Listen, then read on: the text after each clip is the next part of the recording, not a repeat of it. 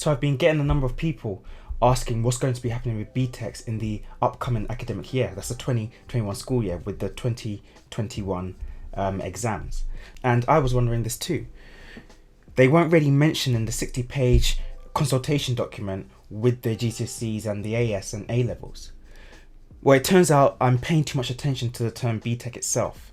The significance is, of course, the fact that BTECs are vocational courses. Vocational courses, or VTQ, that's vocational and technical qualifications, they got their own 10-page document that came out alongside the proposals for the GCSEs, the AS and the A levels. Now, it's much shorter because it's not a consultation. In fact, they doubt that there will need to be one. Ofqual, that is. They doubt there will even need to be a consultation. And the reason for that will become much clearer in a moment.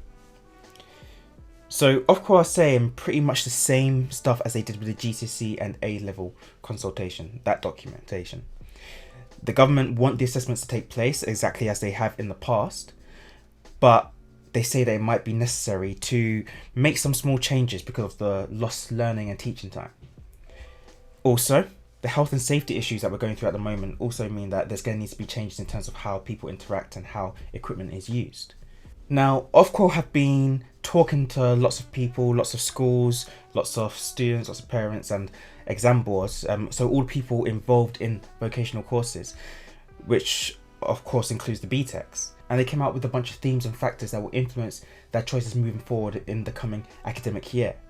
Before we go into those, please make sure to hit the subscribe button just so that you don't miss out on more videos like this one, which inform you about what's happening in the education world and what's going to be happening in the coming year. Now, onto these VTQ factors and themes. So number one, there may be room for reducing the assessment burden. In other words, less assessments, particularly for skills which have already been tested. So this is good in that it frees up teacher time, but not so good in that you won't have as many chances to get to prove yourself, to show off your skills. Since there's less chances to show off your skill, this also means that your overall result might be slightly less reliable than it usually would be. The second one was minimizing content in VTQs, but don't expect much from this one. This risks de-skilling the cohort slightly and causes stress on teachers and their centres to rethink and redo their schemes of learning and how they teach their course. So what they're thinking is that it might be a better option just to reduce the number of optional routes within any one subject. So, and that way you won't reduce the actual skills being learnt specific to that subject or specific to that route. Either way, no one really seems big on this content trimming idea. So I personally think that the content's going to remain untouched. You're going to have to learn the same amount of stuff and you're going to have to be able to do the same amount of stuff at the end of your course. Number 3, enabling flexible assessment delivery. So simply put, Ofqual are aware that teaching has to change. Social distancing and other localized problems demand it. They are throwing around ideas such as wider assessment windows and maximizing early assessment opportunities, which will mean that there will be enough data early on in the course to give a grade or qualification on, just in case there's any more disruption, for example, another lockdown.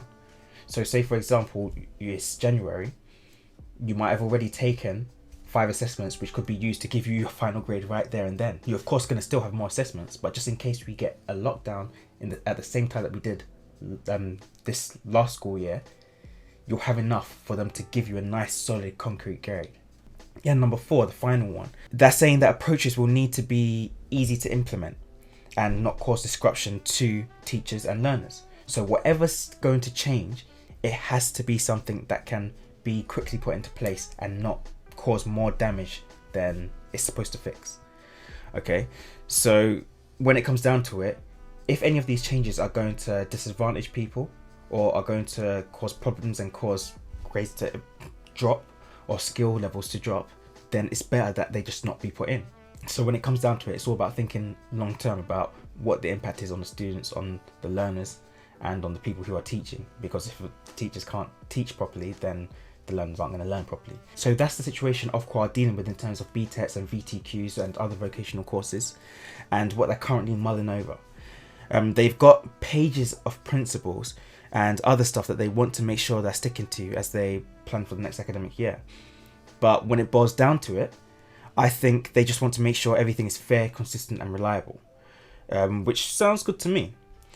They also want to make sure that they're prepared for a mess like this in the future, and that each individual institution and exam centre is prepared for this situation in the future, which I think is something that governments, organisations, both public and private, are trying to make sure happens, because honestly, the amount of damage, we all know the amount of damage that this entire last 6 months has had on the country. So that's all for today. Don't forget to hit subscribe if you haven't already. Also, all the documents that I referred to are down in the comments down below, and feel free to leave a comment and let me know exactly how you feel about how things are going to move forward with the BTECs and the VTQs. I'd really like to hear your opinions. Also, be sure to check out my other videos. They should be appearing on screen right now, some of them, which go into other changes to education this year and in the coming academic year. That's all for today. Until next time.